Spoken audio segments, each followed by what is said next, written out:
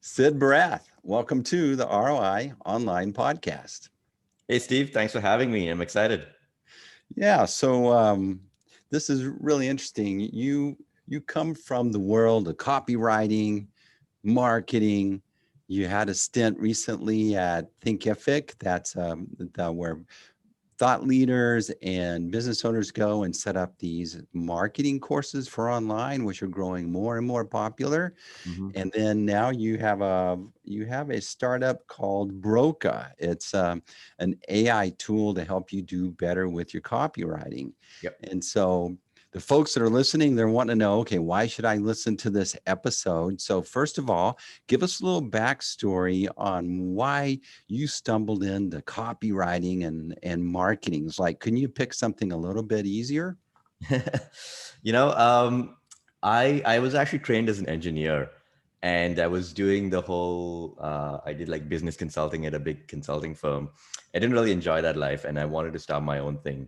So a friend of mine, I co-founded a startup, which is like a travel app, and we moved out of Chile, where the government of Chile was funding entrepreneurs to come there and start businesses. And through that experience, I started to try to promote this app that we were creating, and I got into copywriting, content creation to like produce marketing materials to promote it. And writing is always something I'd loved as a kid. Even I used to write these like short stories and stuff. And so that's kind of how I just like fell into it. The startup didn't really work out, but I realized I could make money as a marketer, as a copywriter, content creator online. And so I started doing a lot of freelance work around that. And that kicked off my journey in marketing.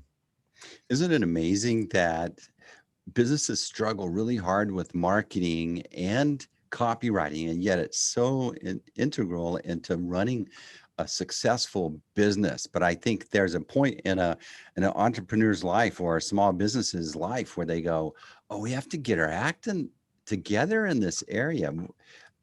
And then here you are able to step in. Talk to us about why it's so important and why it's so valuable to have these skills.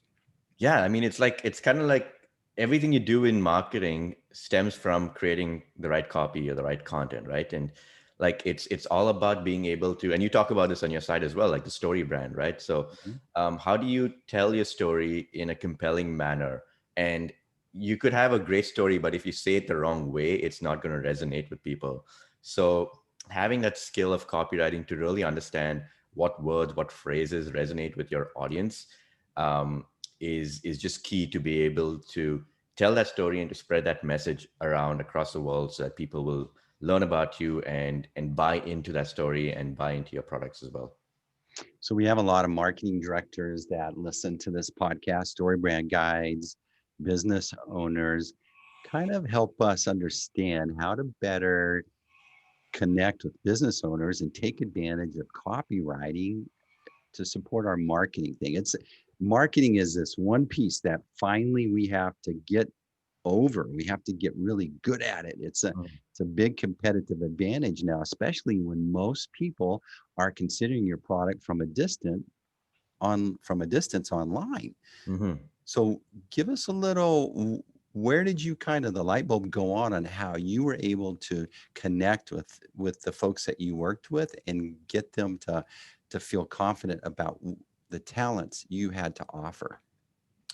Yeah, I think it was for me. It was the companies that I worked with and the people I worked with.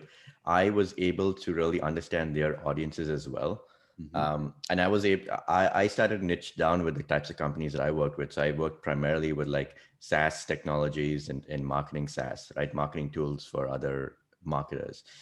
So I really started to understand that audience. I was that audience. And I think it's really key to good copywriting is to understand an audience, because then you know what they're thinking about, what sort of problems that they face that they would like solutions to, and the way that they describe those problems and solutions, so that you know what words to use with them when attracting them. So what's the secret to really understanding your audience? You got to talk to them. You got to get on the call, get on multiple calls with those customers or potential customers, and talk to them, ask them questions, record it, and synthesize all of that information, and do 10, 20, 50 calls even if you have to. So as an engineer, did you use certain technologies to help you kind of get better? Because it seems like you would need a pretty big sampling of an audience to start to really feel confident about your connection with the audience. Yeah, I think it took time for me to start getting better. Like in my early days, I really wasn't that great. And it was a process of 2 3 years maybe as I got better at it. And it was just like with this audience all the time, understanding their needs and pains, and writing copy for them, right? um, so I mean, there was no specific tool or technology, um, but it was just like it's a constant. You do it every day and you get better at it every day. So when I decided to write my book, it's because I had recognized certain themes, coming from the entrepreneurs that I worked with. They would say it a little bit different, but if you took those pleas, if you will, that they had when they ask for help or when they're trying to present what they need, I started to recognize a common theme. Even though they would say it different, it would come through as themes. And that was started to help me dial in on what message I could really create to connect with most of them across the board. Is that an experience that you had? Absolutely, yeah. And I think, like, once you talk to so many people, you'll find these themes across the board, right? So whatever, if you're running a business, listening to the show or whatever, you may have different segments of customers, and each segment will have a very specific theme that stands out after a while. And that theme captures about 80% of, sort of, like, it's like the 80/20 rule, right? So it captures 80% of what that audience really cares about. And that's good enough for you. Hmm. It's kind of like watching a foreign language film, where their lips are moving a particular way, but the text below is not following that. That's where I started to go, oh, if I back out and don't get so pulled into the conversation, but if I back out a little bit and watch the themes develop, it was really enlightening for me. And I started to connect with my audience way better. Absolutely, yeah. So how did you stumble into the opportunity at Thinkific? First, tell us what Thinkific is, in case some of the audience doesn't know, and then how did you stumble into that? Yeah, so I was after the Chile experience, I was doing consulting, freelance work, copywriting for various companies, and creating content, blog posts, that kind of stuff. And I was just traveling around for a bit, and I came back to Canada, where I am right now, and I got hired by a company called Lemon Stand. Um, that company is kind of like a Shopify, is an online e-commerce platform, and they had seen some of my content online, and so they wanted to hire me to create content for them.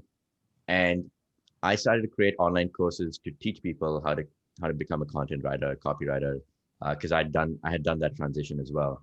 And through that, creating that online course, I stumbled into Thinkific, which is a platform that allows you to build those online courses and sell them online. That's how I got connected with them. They were still very small back when I started working with them. I think it was like 5 or 6 people. So I joined on as the VP of growth, to lead the marketing strategy.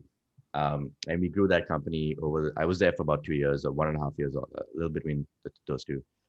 We went from 20,000 in monthly revenue to 400,000 in monthly revenue, I think, over that period. So it was good, rapid growth, and definitely learned a lot there. So, in that rapid growth, how much do you think it was that was due to the industry changing and starting to really perceive or conceive that they should start delivering teaching courses, and how much do you kind of put on you as far as your talents and skills that you brought to the table? Well, I think it was entirely the industry. I think we got there's definitely a huge element of luck, right? And I believe that, like, most things that I've done is just like mostly luck. Um, the industry was growing. You had a lot of other similar softwares propping up, and then you had all these folks creating online courses. Like big podcasters and authors and so on. And so it started to get more and more popular, and we kind of rode that wave. We rode the wave of the influencers who were teaching people how to create online courses, how to make money online, that kind of thing. And so it was good timing for sure. Um, but we also did take the opportunity. We grabbed the opportunity when it showed up, and I think that was important as well. So what did it, when I look at Thinkific platform, it's very well thought through. And so they're building on the skills that you brought and the processes. And what specifically did you implement that you didn't expect and that you're proud of? Because that's going to pivot into Broca when we start to talk about that. But what what happened there with you that you really grew, you really learned something? Yeah, sure. Yeah. For me, it was kind of like more of a the way you structure marketing, right? So with marketing, there's so many different things you can do. Like there's social media, there's ads, there's affiliates, partnerships, content, like you name it. There's 101 things you can do. And especially as a small business owner or a small startup, you do not have the resources to do all of that. So it changed the way I thought about marketing in that it's not about trying to do everything, but it's trying to figure out what's the one or two things that you should be doing absolutely. And so I developed a process through my experience there, which was a very scientific method of identifying those growth channels. And it's basically, the short of it is you test. You first, like, it starts with understanding the audience, which goes back to what I was saying earlier about talking to customers. So I did a lot of that, and then trying to identify like what are some of the channels that they're very active on.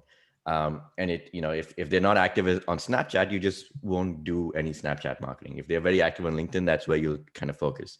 And so you get a few different ideas. Maybe some of these themes come across of these different channels. But of course, even those are too many for you to focus on. So what you then do is you test out each channel on a small scale, right? Do a small budget ad test or a small set of content pieces and a bit of promotions here and there. Test how that's working and how the audiences on those channels are receptive to it. And if something is really working well, that's the one you need to focus on, double down on it, right? And so that also taught me how to hire people and how to build a marketing team. When we found something that was working, we would hire someone specifically to take on that role so that I could then go on to test other channels and do the same thing again over there. And so it was just this whole meta learning of like, how do you strategize and think about marketing and growth from a high level strategic standpoint and scale that up. So when you test a platform, are you measuring engagement? Are you measuring follows or likes, or what are you measuring? So it kind of differs on like what the aim of the test is. So before you even test out, you have to be clear about what it is you want to test.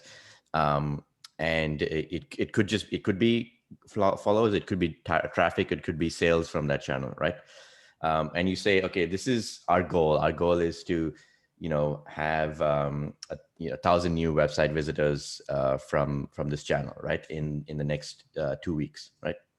And then and their hypothesis is that if you post a few pieces of content every day and you make some connections on LinkedIn, you'll get that traffic, and X% of the traffic will probably convert to customers, right? So that's your hypothesis, and then you actually go do it, and then at the end of it, you test out and see whether that worked. And if it didn't, then maybe you pause that and you go on to the next test.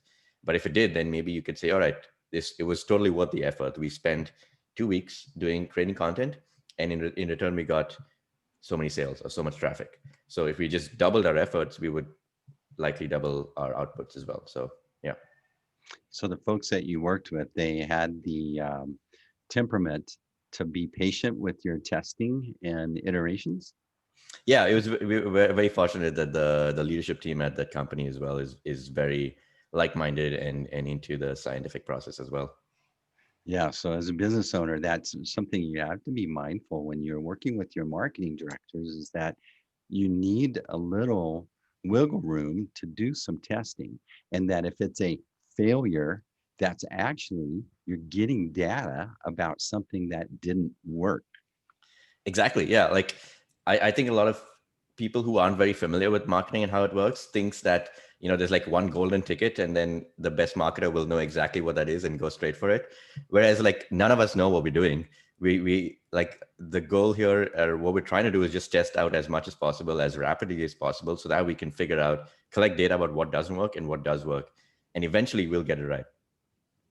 So Sid, if I was to ask you, like, why don't, if you would please represent all the marketing directors for us for a little bit and give like the business owners that are listening to this, what would you say to them? Like, what are the top three things that you need to have proper expectations of your marketing director that works for your organization or the agency that you're working with? Yeah, I think the first one is whenever you hire a new marketer or agency, don't expect them to instantly double your revenues overnight. Or, they're not a golden ticket. It doesn't work like that. And you need to give them time to really settle in, understand the audience, the product, the solution, the way, the messaging, and run a few tests so that they can figure out what's working and collect data. Uh, the second thing is that there will be failures and it's okay. The failures are like if your marketing team is not failing enough, then they're playing it too safe, you know. So you should be proud that if they are trying something and it didn't work, that they actually had the guts to try it out, right? Um, and and then the third thing I would say is I think just be very clear and come to an understanding of what numbers to uh, and goals to set for the marketing person or the agency, and set it together with them. Don't impose on them metrics that are probably in your head they seem achievable, but they may not be at all. Work together with the marketing team, and if a marketing team or marketing agency says that they can hit certain numbers, then yeah, hold them to that number, right? That's fair because they decided that number. So yeah. Yeah, excellent. So talk to us a little bit about whenever we're talking about content marketing or copywriting, often our default thinking is on social media or the website. But talk to us a little bit about the email side of things. Where did you invest in that? How much is that overlooked? What are some really good tips in that area? Yeah, the email stuff is I think a lot of people kind of like think of it as a secondary thing, but it's because everyone is trying to like get sales as soon as possible, right? So you're trying to say, let's convert our website visitors into sales directly. But oftentimes, when people are seeing your marketing online, they may like your story, they may resonate with it, they may care about your business or product, but they're just not ready in their lives to use it at that point or to buy it at that point. So I think email is a great way to sort of keep in touch with those people, get the people who are sort of interested but not ready to be on your list so that you can keep in touch with them, and eventually when they are ready they'll come back and purchase because now you're on top of their mind, now they're seeing your content, right? So capturing those emails in the first place is a big deal, right? Because then you can nurture those leads. There are secondary effects as well of building an email list. What I found, for example, was when we were doing partnerships at the various companies that I worked with, we would partner up with other companies and we would say, hey, let's promote our product to your audience and you can promote your product to our audience. Now, that would only work if we had a decent enough audience because then they would benefit from it too. So the secondary effect there is if you are building an email list, you open up larger partnership opportunities for yourself. Um, and then when you create that list, don't just promote your product all the time. Don't create boring content. You really just want to create very interesting content. And yeah, it can be very related to your product, obviously, in your industry. But the idea is to keep yourself on top of your leads' mind. So by creating interesting content, they're more likely to read it or to open it, or to not junk it or unsubscribe. And as long as that's there at the top of their inbox or the top of their mind, then eventually they'll come back and purchase your product. All right. So copywriting is your area of expertise. And so give us the folks that are listening, some are really good at writing copy, some might be a little insecure. When you write copy, you have a lot of people looking over your shoulder, being critical or suggesting changes, right? So let's talk to the copywriters a little bit. What are some of your like? What first? Where did you learn, and when did you start to feel that you were really good at this? And what was it that you saw was working that encouraged you? Yeah, like to your point about everyone has an opinion, and it's true. Like people think, like especially people who are not marketers, and you'll find in your company, the other folks would always have an opinion on the copy and the content that you produce. Um, and they think it's easy. They think it's easy to write words because everyone speaks English, and so if you can speak, you can write, and if you can write, then you should be a copywriter. But that's not true, right? And the only way to really tell if copy is working is to actually test it out. Just test, and collect data on it, right? And that's like the best thing you can do because the data is just hard proof that this piece of copy is better than that piece of copy, right?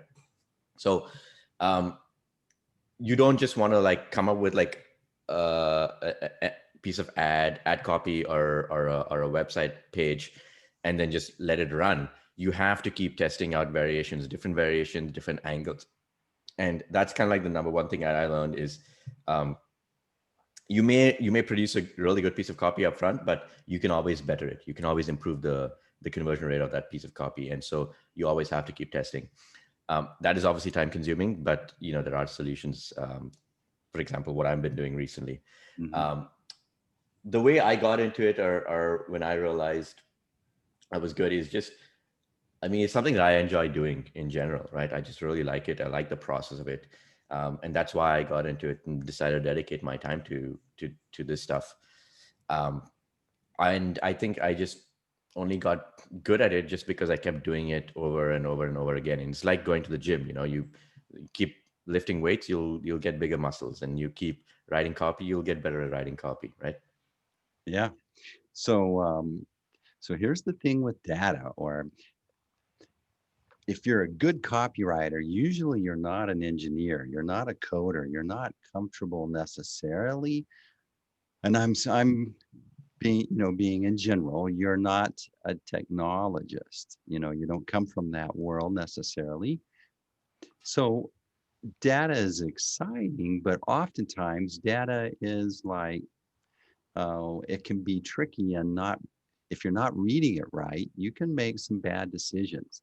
Now, a lot of software, they offer you this A/B testing opportunity, and we're segueing into Broca just now. But what is it that we can start to do with a little bit of data to start to reveal these insights that are important, that some maybe we overlook or maybe we're blind to? Yeah, that's a good point. I think, and you're right. A lot of copywriters and marketers don't have that data background. I was fortunate because I am an engineer by training, and I think that's another reason why I was good at it is because I was able to understand data. Um, I think like the first thing is just people are just uncomfortable looking at it because they see these numbers and they're like, oh, I'm just not good at math or whatever, right? um, so the first step is just to like just get a little more comfortable with it. Make sure that you're tracking everything and just start looking into your analytics tools, whatever you're using, just to look at numbers, just to see what it says. um, I think the industry is maturing to a point where we are building more and more tools that will help marketers make these decisions better. So you don't have to understand what statistical significance is and how to calculate probabilities and all of that kind of stuff. But you should just get into the practice or the habit of looking at data and just trying to make decisions with the help of that. Mhm. You know, yeah. Yeah. So, most of the folks that are listening, well, here's the dilemma. In the United States, 98% of the businesses that exist have 20 or less employees. Yeah. So that means that whoever's running that company is also kind of in charge of marketing.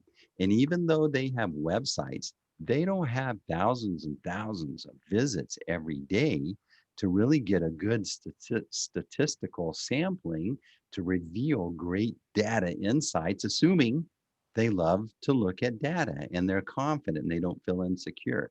So Mhm. that's a big dilemma. What can we do with just a little bit of visits without making poor decisions? Um, Yeah, that is the dilemma. And I think one way to offset that is to use kind of your intuition as an expert in that industry. So as a business owner, you probably started that business in that certain industry because you know a lot about that industry and you have insights into it already. And if you don't, you should probably just try to learn a lot more about it, talk to the people in the industry, talk to your customers, right? And so you want to combine your intuition and your learning, your qualitative understanding of that industry with the quantitative data that you're getting from your tools. So even if the data is sparse, you can still kind of like make some sort of distinctions and decisions based off that data, based on what you already know about the industry and the people in that industry. So I'll give you an example. Um, I was working with another company that is a they're aligners. They sell aligners, right? And they work with the dentists. Mm-hmm. And so they were starting out. It's fairly small, and not getting too many dentists coming and visiting the site. So there's not a lot of data, but we had this page where we would pitch to the dentists what this product was and why they should become a certified dentist and provide the product to their patients. Mm-hmm. And so what we did instead, like we were getting visits on the page and we seeing how long they were spending on the page and how far down they were scrolling and whether they were converting, right? And so they would fill out a form and then, they would get into a funnel, but they would sort of drop off the funnel at some point. And we thought, oh, we need to make the funnel a lot shorter, because just looking at that data, it said that maybe the funnel was too long. We should make it shorter so that they get through the whole thing. We made it shorter and then the conversions dropped even further. And so we're like, what's going on? So we did a whole bunch of conversations, and it turns out that the doctors were just unsure of what the business model was very different that this company was offering the doctors. And they were just so unsure that when we made it faster, it was even more daunting to them. And so they dropped out faster. Whereas earlier, when they were going through, they were filling out the form, it was kind of like a soft step for them to take. Mm-hmm. And then through the middle of the funnel, they would get lost in all of the content that we were giving them. They would drop out. So we realized we didn't need to make it shorter. We just actually needed to make it maybe longer, and then educate them a lot more and provide them a lot better content through that journey. So it's kind of like combining the quantitative data with qualitative data. So what they needed was a little more consideration time. Yes. To evaluate. So it's a little bit longer. That makes sense. But it's counterintuitive to what your first initial glance was over the data, right? Exactly. And the data would tell us, it told us one thing, but if you combine that with other types of data, like the qualitative research, then you can get a more holistic view of what's happening. So what I see is like an opportunity with some companies is that we need a crowdsourced base of statistical data that we can refer to when we have a website. Maybe that's not that busy, but it'd be cool if we could figure out a way to garner insights off of the crowdsourced interaction data. Is that what Broke is about? So that's one thing that we do want to build in the future. So right now we're starting off with the concept of what I mentioned earlier was testing, right? You got to continuously test new piece of copy, iterate, and then you'll find another piece that does better than what's working right now. And then you use that and you continue to iterate. And so what Broca does is, say, for example, your ads, right? Your Google ads. You don't just want to write one Google ad and just let it run, because, it could not be the best performing ad. You can always improve on that.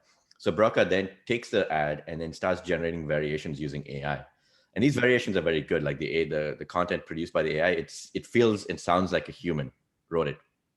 And then your job as a writer or an advertiser is, instead of spending hours writing new variations, you simply look at all the variations that are being produced by the AI, and then you select which ones you want to use, right? And so once you select that, it goes back into your sort of testing pool and runs as ads. And then the software will help you with the data analysis, right? So it tells you which ads are performing best, and then it tells you which ones to pause, and it starts generating new variations on top of the best performing ones. So that way you're always pausing the underperforming ones, keeping the best performing ones, and then testing new variations on top of the best performing ones. So you're always increasing your performance over time. And in the future, yes, we do want to build out that data, the database of all the performance of various content for various industries, so that if you are a small business using the tool, and you don't have enough data on it, we can draw from the data from we've collected from various other similar businesses and help you actually make better decisions and test more. So here's the dilemma is that we have all this technology and our world has become industrialized, and a lot of the content that's produced is written to please algorithms, written to please Google, totally disregarding that there's a human on the other side, a Yeah. human with a name, with a family, with a future. And so I think the trap has been, let's industrialize this so that the search engines will approve it, and we don't care about the consumer, that faceless. They just have it. It has a credit card. Yeah. What is it about Broca that can help us to be more human? Because let's say we're really good at writing copy, which is rare, Yeah. okay? And we write a good piece of copy and we put it out there and it's effective. Now, now we're expecting this robot to come along and polish it and make it better. Yeah, that's a great point. And I, despite running an AI company, I don't think AI is going to replace the expert copywriters or good marketers anytime soon. I think it's a good tool to augment and for you to produce maybe 10 times more than what you're producing right now. So as a good copywriter, it may take you a long time to produce a dozen variations. But if the AI can then present you with hundreds of different variations and you select the dozen that you think is best, then I think that speeds up the process, but it also it does take into account your expertise as a copywriter, because you're the one making the final decision on which piece of copy to choose, right? So I think the idea here is AI, using AI as a way to just like create so many different permutations and combinations, and then using your expertise as a marketer or copywriter to select the ones that you think will be the best performing ones of them to test those out eventually. Um, the the copy, like, you know, when you use AI to generate copy, it does, we are at a time when the AI is so good that it can mimic what you've already written. So if you've already written good ads, then the AI will be able to mimic that style of writing. And so, you know, it's not like industrialized just like pushing out random content, but it's similar to what you've written, and it allows you to pick and be the ultimate decider of what goes out there. So you can still keep the consumer in mind when you're choosing which ads to run. So where did this idea come from? What incident convinced you that you needed to follow this path? It was all of it, right? It was the whole story of like my journey as a copywriter and realizing that um, you know, testing was really important to getting better and just doing more and more and more. Um, and and the only way you can tell which copy works is to test out multiple variations. And so I realized that this is a very time consuming piece, and even though I'm good at it and I'm you know, I probably maybe not the best in the world, but I'm fairly good at it and I can do it myself. It still takes time for me to do it. And if I'm working for a company that has a large budget or just wants to spend or, you know, market themselves a lot more, then I can't keep up with that, and I need the help of AI to help me keep up with that. And so that's how I came upon the idea, and yeah, started building it this year. Yeah, so that's a dilemma because a company goes, all right, this copywriting's working, the ads were working, we need to do more, so we Hmm. need to hire another copywriter. But that's a hit and miss, whether you get a good one or you don't, right? Yeah, yeah. I mean, It's, it works the same way for big brands and for agencies, right? How does an agency scale up? If they get a new client, they may have to hire a new copywriter to service that client, right? And so their costs are always increasing the more clients they get. Or for a big brand, big business, as you increase your ad spend or your marketing spend, you'll have to hire more people to produce content for that marketing. So I think the way we see our tool is, instead of having to hire, you know, a bunch more copywriters, you can just use the copywriters you already have, but they use this software to be 10 times more productive, right? um, and so like it saves on your costs, but it also helps you increase your output at the same time. so is this Broca spelled Broca? It's the website's use sidbroca.com. But is it primarily for ads, or is this for writing blogs or website content? We eventually want to be the software for all of that. So like the one central software where any marketing team, business owner can plan, create, produce, and share all the content for their marketing.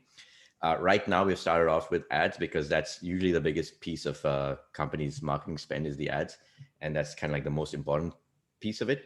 Because if you're spending a lot of money on ads and just 1% increment in your ad performance can lead to thousands of dollars in new revenue or savings. So we started with ads just now. That's what we do, but eventually we will reach blog content, website copy, all of that.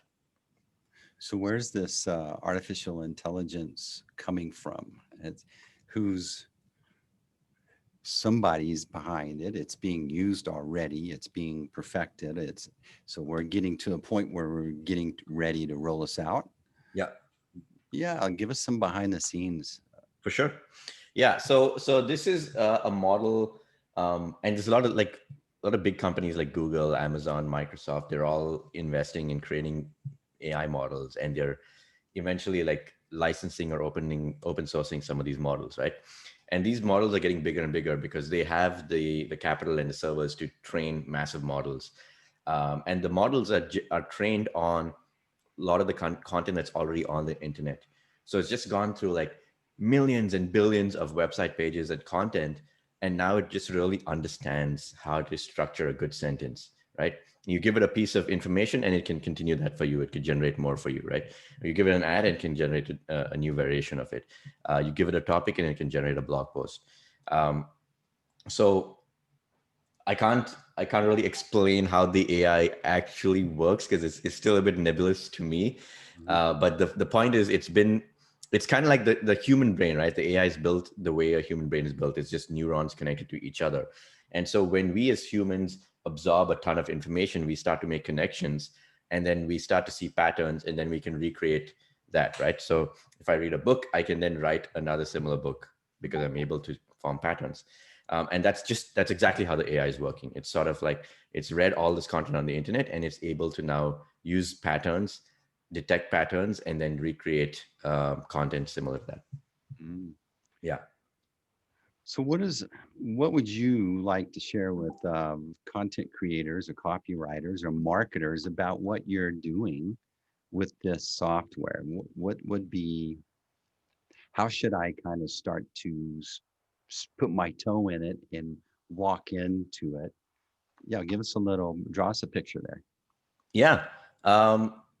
I mean, like I said, the eventual idea is we want to be the one place where you can, with the one software you can use to generate all of that content, right? And so what we're trying to do is build it in a way that makes it that fits into your existing workflow as a marketer or advertiser, and makes it easy for you to use. So for example, with our current product with the Google Ads, all you do is once you sign up, you connect your Google Ads account and that's it. Your work is done, right? Because then we start to analyze your Google Ads, we see what's working, and then we create those ad variations that I mentioned earlier, and we just display it to you in a feed of multiple ad variations.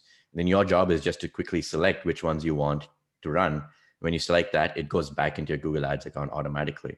So basically the work that would take maybe a week or so is done in a few minutes because you just have to go in there, click, click, click, and you're done. And so if you kind of want to dip your toes into that and get started, you can always just try it out for free on the site. And even in the future, as we build out the new products for social media or web copy or emails or blogs, we're going to use similar design philosophies to integrate it into your existing workflow, to use AI and technology to give you suggestions, and then you as the marketer just make decisions. So you don't have to do the grunt work. You let the AI do the grunt work and you choose which ones you want, right? So for example, we will just give you a bunch of blog topic ideas based on existing topics that have worked well on your blog, looking at the data. Then you select which ones you want to create blog posts out. When you select that, we will generate various outlines, and then you select which outline you like. And then when you do that, we will generate the full blog post, and then you select which blog post you write and you click publish and it goes. And so we're just trying to make work a lot easier for marketers and a lot faster so that you can be way more productive and be more strategic about, spend more time thinking strategically versus in the weeds doing the groundwork. Exactly. So how far away is this utopia that you describe? The ads piece is already ready. You can try it today. The blog content and stuff, I think is still a few months away. But hopefully by this time next year, we will be close enough to this utopia. Yeah. So, Sid, what's a question that people never ask you that you wish they would, that you want to share with our audience? Ah, that's a good, that's a really good question. Um,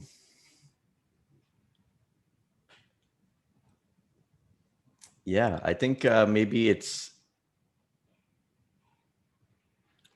well, I don't know how it would go into question, but one thing I do want to share with the audience is, um, you can, like, this is what Steve Jobs says, and it's a quote that I'm always thinking about, is you can only connect the dots looking backwards, right? And so, people always ask, like, what is your purpose? What do you want to do? What do you want to be? And all of that. And I think you have to get clear on what matters to you in life, um, and and just strive for that. And that could change over years, over time. But as long as you're just doing things that matter to your life, when you look back on it, it does sort of add up and make sense, right? Whatever it is you do, dedicate yourself to actually doing it really well and to be very good at it, right? I see a lot of younger people make the same mistakes that I made when I was young, is just trying to going after money, or trying to go where the latest hot trend is, right? Um, and that may make you money in the short term, but in the long term, it's not going to make you money or make you happy even, right? Um, and so, kind of just like focus or optimize when you're younger, optimize not on the money, but optimize on learning and improving at a certain scale, finding the things that you like doing and becoming really good at it. Yeah, that's what I'd like to say. Awesome. I love it. Well, Sid, you've been an excellent guest on the ROI Online podcast. How can folks, who should reach out to you, and how should they reach out to you? Yeah, thanks for interviewing me, Steve. And if anyone listening to this wants to reach out, you can email me, sid@usebroca.com. That's SID at USEBROCA.com. Happy to answer any questions, talk to you, get on a call with you, whatever it is. So if you're a marketer, if you're a business owner, if you're experienced and want to use a product, if you're new and want to get into marketing, always happy to talk, share my insights, my advice, and help you with your marketing with the product. All right. Excellent. Um, any last words that you want to share? Um, yeah, like marketing is just all about trying out new things. Don't be afraid to test and try and learn. It's okay to fail, and the failures are where you actually learn the most. So keep trying, keep failing. All right. That's a nice bow on it. So thanks again for being on the ROI Online podcast, Sid. Thank you, Steve. And that's a wrap.